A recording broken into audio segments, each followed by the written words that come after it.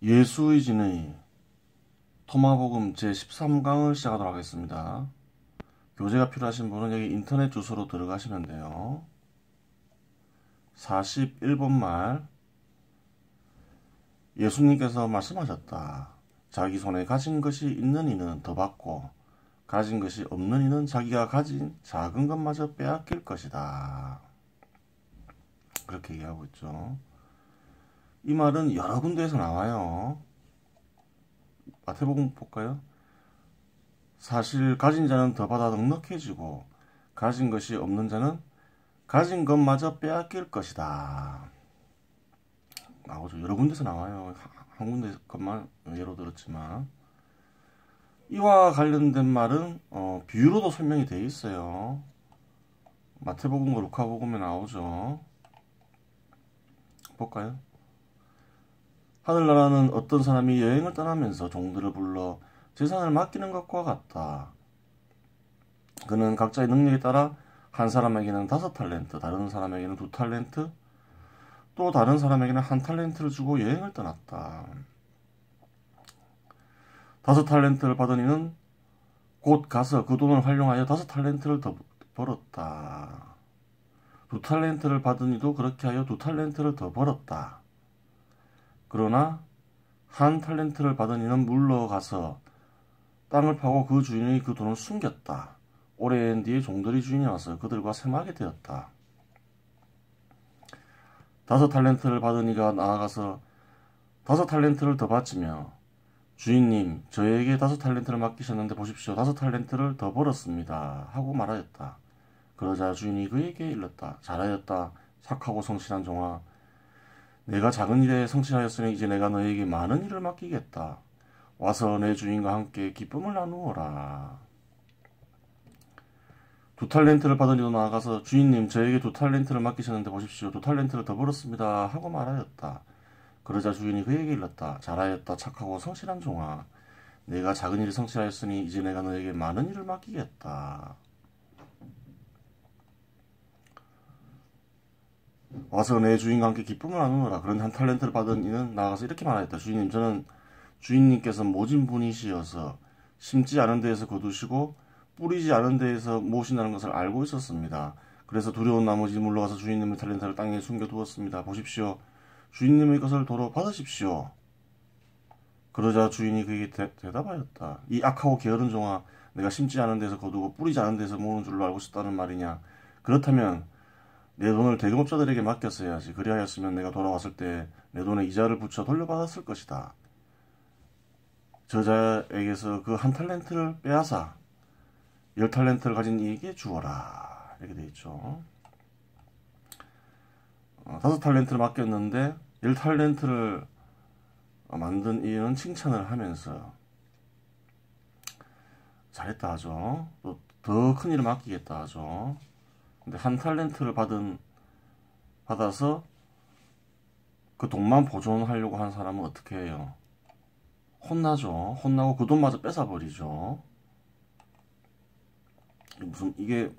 이 안에 무슨 뜻이 간직되어 있어요?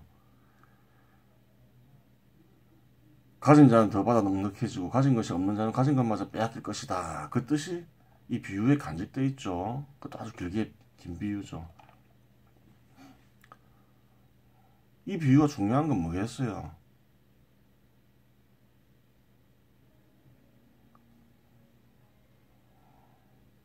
이 비유가 중요하니까 비유로까지 만들었겠죠. 이 비유가 간직한 것이 중요하다는 얘기죠. 어떻게 해야 된다는 거예요? 키워야 된다는 거죠. 가만 놔두면 안 된다는 거죠.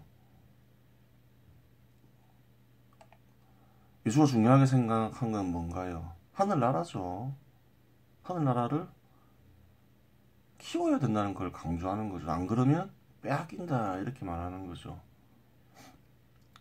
그게 이제 핵심이겠죠. 그렇게 얘기하는 게 안에서건 밖에서건 마음에서건 밖에서건 실제 세상에서건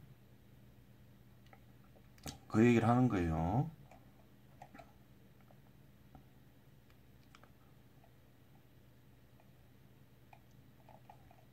하늘나라를 유지한 그 한 탤런트 받으니 이 사람도 혼나는데 하늘나라를 파괴하면 어떻게 되겠어요? 안에서든 밖에서든 천벌을 받겠죠. 당연한 거죠. 이게 뭐 한 탤런트를 그냥 고의 간직하니 또 혼나고 뺏기는 거죠.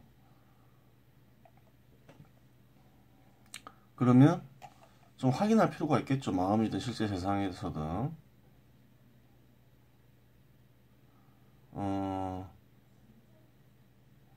뭐 여러 생각들을 누군가는 다 비슷하게 생각했는데 어떤 이들은 그 생각을 키우고 어떤 이들은 그냥 냅두는 경우가 있겠죠. 그러면서 이제 어떤 생각이 딱 나오면 나도 이렇게 생각했는데 이런 말 많죠. 이제 그 생각은 그 지적재산권이라고 되죠. 요즘 지적재산권 이해하면 되죠.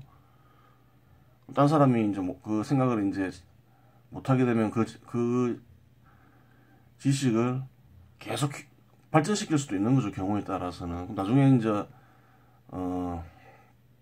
같은 생각을 했던 사람은 이제 생각을 포기하고 그냥 포기하게 되죠. 탤런트 비유로 하면 뺏긴 게 되는 거죠. 이 말에 의해서도 그 사람도 자기에게 기회가 주어졌는데 기회를 못 살린 거죠. 자기 역시 기회가 주어졌는데 이제 빼앗겨버린 거죠. 물론 빼앗긴 것도 모르는 거죠. 나도 그냥 그 생각했는데 그냥 그러고 마는 거죠. 생각의 결정체가 발명품이죠. 발명품도 마찬가지인 거죠. 뭐 발명품이든 어떤 아이디어가 되는 뭐 돈 되는 어떤 상품이든 발명품이 나오면 어떤 이가 돈을 많이 벌면 나도 그 생각했는데 그런 말 많이 하죠 사람들. 근데 그것을 실천하고 그거를 이제 계속 발전시킨 사람만 이제 혜택을 보는 거죠. 그 생각을 하면서 나도 그 생각했는데 이런 사람은 자기 역시 기회가 주어졌던 거죠. 근데 빼앗긴 거죠. 물론 이제 빼앗겼다는 사실을 그 사람도 이제 모르는 거죠. 나도 그냥 그 생각했는데 이러면서 그냥 많은 거죠. 기회는 다 주어지는 거예요.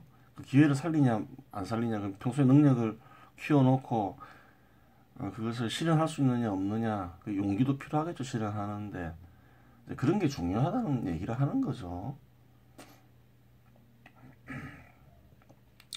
마음에 나타나는 생각에서 그렇고 실제 세상에서도 그런 현상은 얼마든지 발견되죠. 마음에서만 발견되는 게 아니라 예를 들어서 뭐 국가를 보더라도 어떤 국가는 문명이 있겠죠. 문명을 발전시키지 못한 나라는 어떻게 돼요? 문명을 발전시킨 나라한테 빼앗기는 경우가 있죠. 예를 들어서 조선과 일본이 예전에는 문명이 비슷했을지 모르겠지만 어느 순간 팍 차이가 나면서 1910년에 어떻게 돼요? 일본에 의해서 국가를 빼앗기죠. 그 일본의 식민지가 되죠. 그런 경우도 해당되는 거예요. 5탤런트를 받은 이는 일본이 되고 한 탤런트를 받아서 게으름을 피우는 이는 조선이 되는 거죠.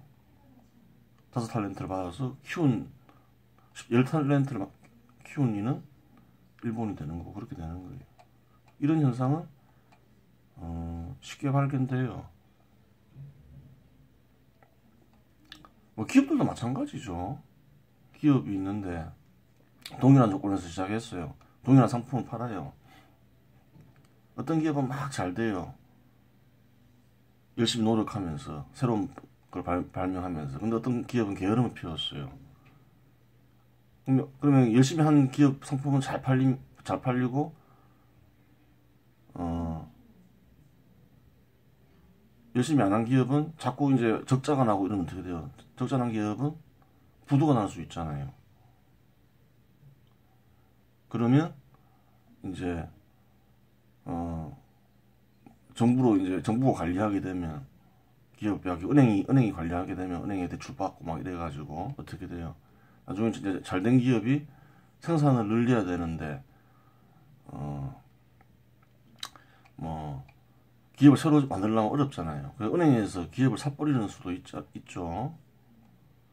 저렴한 가격에 그저 그런 걸 뭐라 해요? 인수합병이라 하죠. M&A라죠. M&A. M&A 뜻이 간직되어 있는 거예요. 여기 이 말에. 이렇게 풀이할 수도 있는 거예요. 아니, 맞는 거죠. 실제로 뭐 현실에서 그런 일이 많이 벌어지죠. 그 예수의 그걸 알 수 있죠. 어떤 성격을 지녔느냐. 그렇게 뭐 비현실적인 거를 얘기하고 이런 그런 이거 아니죠. 딱 어떤 법칙을 발견해서 얘기를 해주는 거죠. 물론 비유를 들었으니까. 비유를 들리는 사람들이 이제 주로 누군가요? 시인이죠, 시인. 시인은 감정이 풍부하죠. 그래서 뭐 비유적으로 썼으니까 예수가 굉장히 감정이 풍부한 사람이다 이렇게 생각할 수 있겠죠. 뭐 감정이 다 있는 거지만 근데 안 그렇죠. 어때요? 굉장히 합리적이죠. 법칙을 발견하려 하고 비유를 썼다 해서 뭐 그런 뭐 감정이 넘치는 감정이 풍부한 그런 시인하고 다르죠. 그래요. 비유에도 철저한 논리가 있는 거예요. 예수의 비유에는 어떤 현실적인 법칙을 간직하고 있죠.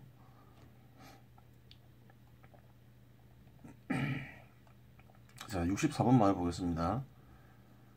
예수님께서 말씀하셨다. 어떤 사람이 낯선 손님들을 맞아들이곤 했다. 그는 잔치를 준비하고 종에게 손님들을 초대하라고 시켰다. 종은 첫째 사람에게 가서 말하였다. 종은 다른 사람에게 가서 말하였다. 제 주님께서 당신을 초대하십니다.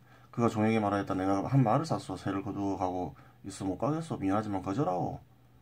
그 종은 돌아가서 자기 주인에게 말하였다. 주인님께서 잔치에 초대하신 사람들이 정종이 거절을 했습니다. 주인이 종에게 말하였다. 길에 나가 내가 마주치는 사람들을 데리고 오너라. 그들이 잔치에 참석할 것이다. 장사꾼들과 상인들은 내 아버지의 초소에 들어오지 못할 것이다. 이렇게 이야기하고 있는 거예요. 초대한 이는 누군가요? 절대자죠. 절대자의 속성을 얘기하죠. 여러 종류의 사람들을 초대하는데 거절을 하죠.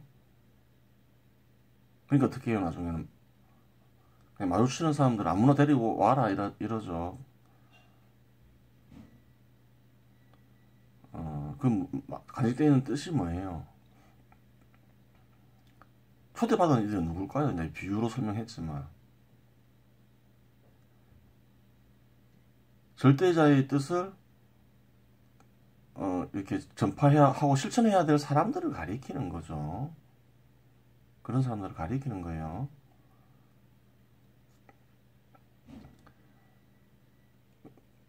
근데 이제 그 실행을 안 한다는 거죠.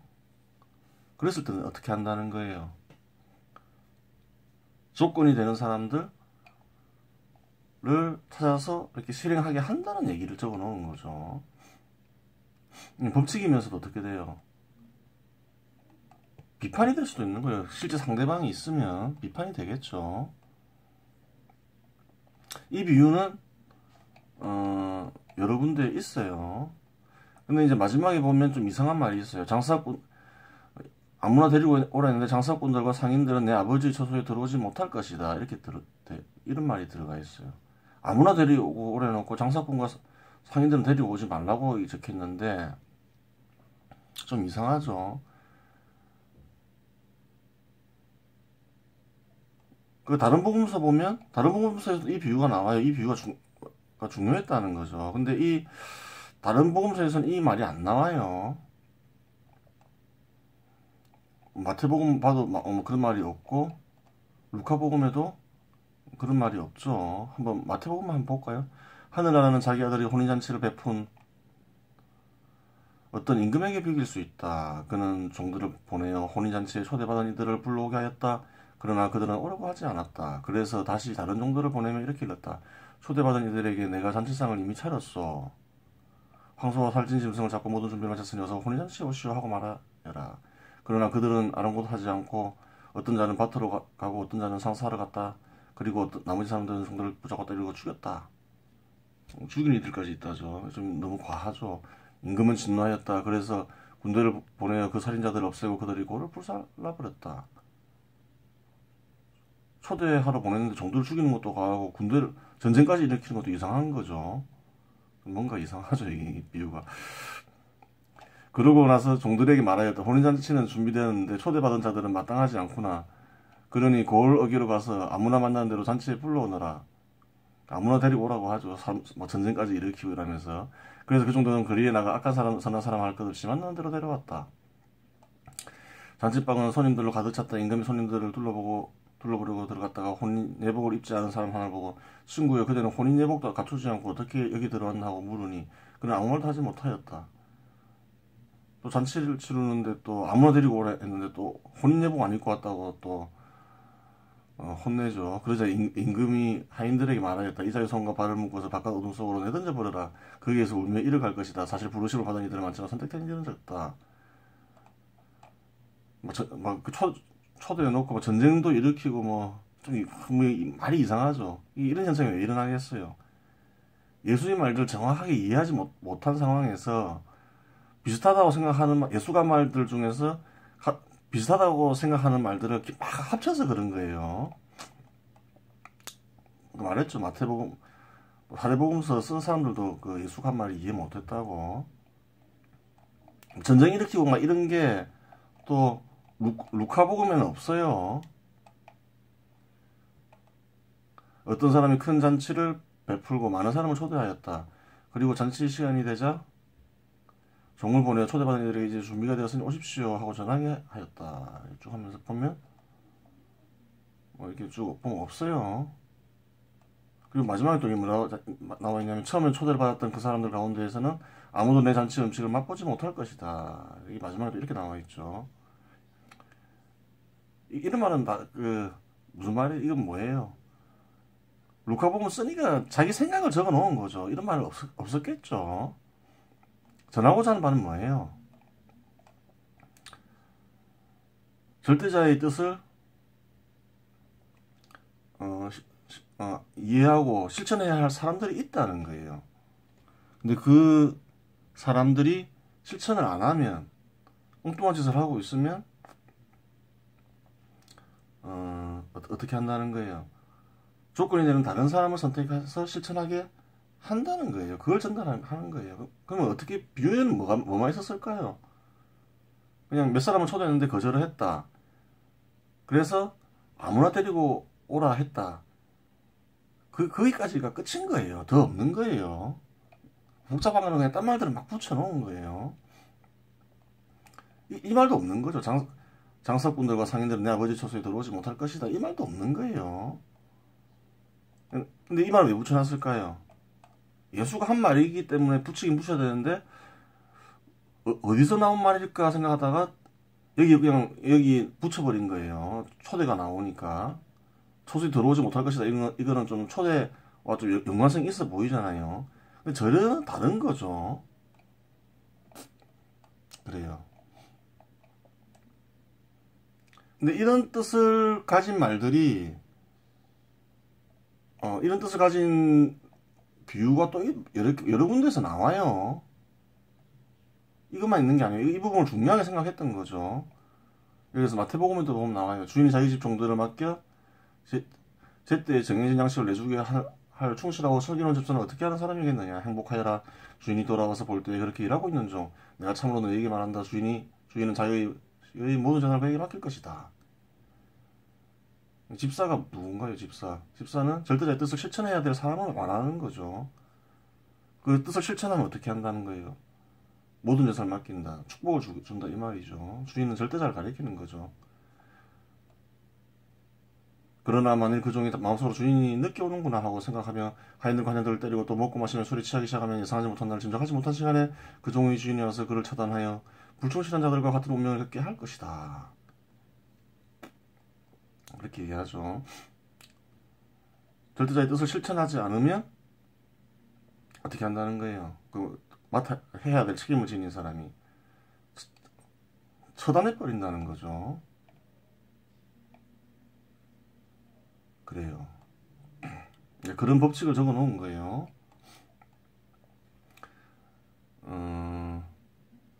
그런데 이제 이건 법칙을 적어 놓은 건데 또 당시 비판도 간직하고 있어요. 왜냐하면 예수는 당시 절대자의 뜻을 실천해야 될 사람들이 실천 안 한다고 생각을 했어요. 그 법칙이면서도 비판의 뜻이 간직되어 있는 거예요. 그래서 그 사람들이 절대자에 의해서 처단당할 것이다.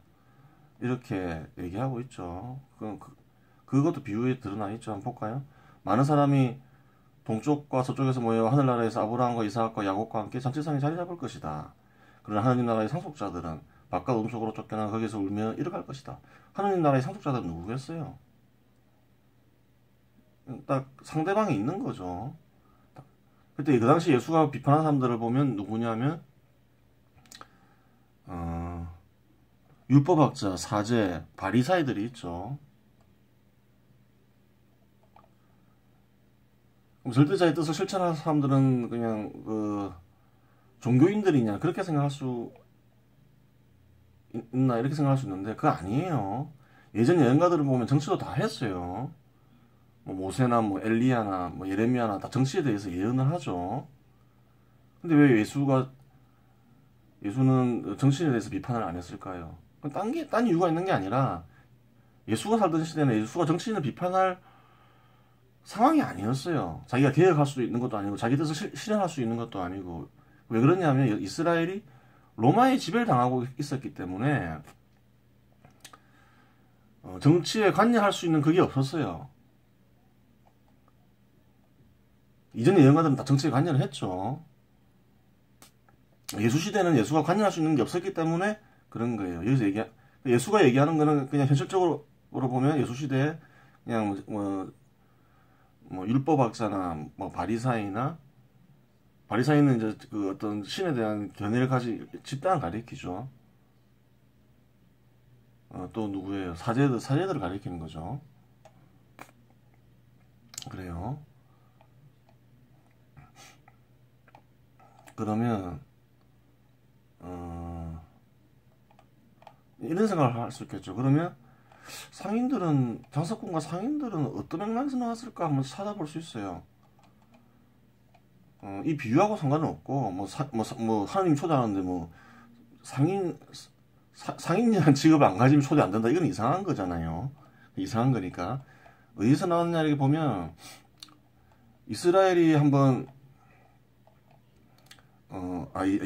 성전에서 예수가 한번 다툼을 일으킨 적이 있죠. 한번 볼까요? 그들은 예루살렘에 왔다. 예수님께서 성전에 들어가시어 그곳에서 사고 팔고 하는 자들을 쫓아내기 시작하였다. 또 아무도 성전을 가로질러 물건을 나르지 못하게 하셨다. 그리고 그들을 가르치시며 이렇게 말씀하셨다. 나의 집은 모든 민족들을 위한 기도의 집이라고 불릴 것이다. 라고 기록되어 있지 않느냐. 그런데 너희는 이곳을 강도들의 소굴로 만들어버렸다. 이렇게 얘기하고 있죠. 이게 무슨 말이에요? 성전에서 거래를 하고 있다는 거예요. 성전에서. 그럼 성전에서 거래를 하면 안 되나? 이 생각을 할 수도 있겠죠. 뭔가 좀 사연이 있겠다 싶을 거예요. 이거는 뭐 그냥 현 시대를 봐도 그냥 알 수 있어요. 정치와 연관이 있으면 정치로부터 기부금 받을 수도 있겠죠. 아니면 뭐 종교가 정치를 지배하고 있으면 세금을 걷어도 되죠. 강제력이 있는 거죠. 근데 로마가 지배하고 있으니까 사제들은 어때요? 성전을 이렇게 관리하는 사제들은 헌금을 받거나 물건을 팔아야 되겠죠. 뻔한 거잖아요. 있어야 되니까, 돈을 벌어야 되니까. 성전 관리하는 사람들이, 그러니까, 헌금을 받고, 물건을 팔았다는 거겠죠. 상인들을 이용해서. 그 얘기를 하는 거겠죠. 그러니까, 예수가 보기에, 이 성전이 제 기능을 못한다 이렇게 돼 있는 거죠. 이런 얘기들은 거래를 하지 마라 이런 얘기는 없지만 옛날 예언가들은 성전은 오직 이제 기도를 위해서만 있어야 된다, 거룩해야 된다라고 한 얘기들은 딴 사람들도 했죠. 뭐라 했냐면 예를 들어서 이사야는 나의 집은 모든 민족들을 위한 기도의 집이라 불리리라. 이사야가 얘기했죠. 또 보면 강도들이 소굴이라는 얘기도 나오죠. 강도들이 소굴은 어디 나오냐면 예레미야에 나와요. 그런데 너희는 아무 쓸모도 없는 거짓된 말을 믿고 있다. 너희는 도둑질하고 살인하고 가늠하고 거짓으로 맹세하며 바알에게 분양하고 너희 자신도 모르는 다른 신들 따라간다. 그러면서도 내 이름으로 불리는 이 집안에 들어와 내 앞에 서서 우리는 구원받았다고 말할 수 있느냐. 이런 역겨운 짓들이라는 주제에 너희에게는 내 이름으로 불리는 이 집이 강도들의 소굴로 보이느냐. 나도 이제 그것을 지켜보고 있다. 주님의 말씀입니다. 강도들의 소굴도 나오죠. 예수 한 말에 보면 두 말 다 들어가 있죠. 나의 집은 모든 민족들을 위한 기도의 집이라 불릴 것이다. 이사야가 한 말이죠. 라고 기록되어 있지 않느냐. 이사야도 공부했다는 거죠. 안다는 거죠, 예수가. 그런데 너희는 이곳을 강도들의 소굴로 만들어버렸다. 예레미야도 안다는 거죠. 근데 예레미야가 상거래, 예레미야는 어떤 의미에서 얘기한 거예요? 예레미야도 잠깐 보면. 절대자의 뜻을 실천하고 기도해라는 얘기죠. 절대자의 뜻을 강조하고 있는 거죠. 너희들이 이상한 짓 하고 기도하면, 성전에서 기도하면, 그건 강도들의 소굴일 뿐이다. 이 얘기를 하는 거죠. 절대자의 뜻의 실천을 강조하고 있는 거죠. 예레미야는. 그래요. 아마, 이제, 이 예루살렘에서 이 한 사건은 사대복음서에 다 나와 있죠. 예수가 이제 들어가서 했다는 거는. 그러니까 이제 그런 상황에서 예수가 장사꾼들과 상인들은 내 아버지 젖을 들어오지 못할 것이다 얘기를 했다고 보면 되는 거죠. 그때 상인들 내쫓으면서 했을 수도 있고, 아니면 제 아들한테 그렇게 얘기했겠죠. 이런 얘기를 했을 수 있는 거예요. 근데 제 아들은 이해를 못한 거죠. 근데 그거는 이제 장사꾼 상인들은 하늘나라에 들어갈 수 없다는 게 아니라, 이제 성전에서 이제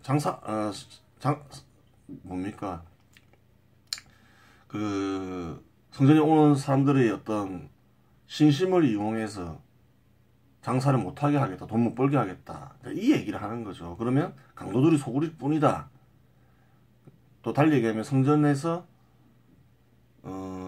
성전을 관리하는 사제들이나 이런 사람들이 절대자의 뜻은 실천을 하지 않고 강도짓을 하고 있다. 그 얘기를 하는 거죠. 비판이 될 수도 있는 거죠. 그 말을 간직하고 있는 거예요. 딴 뜻이 간직되어 있는 게 아니라 좀 잘못 붙여놨다는 얘기를 하는 거예요. 제가 누누이 말하죠. 복음서들을 쓴 이들이 예수가 한 말을 제대로 이해하지 못하고 있다고. 자, 이번 시간 여기까지 하도록 하겠습니다.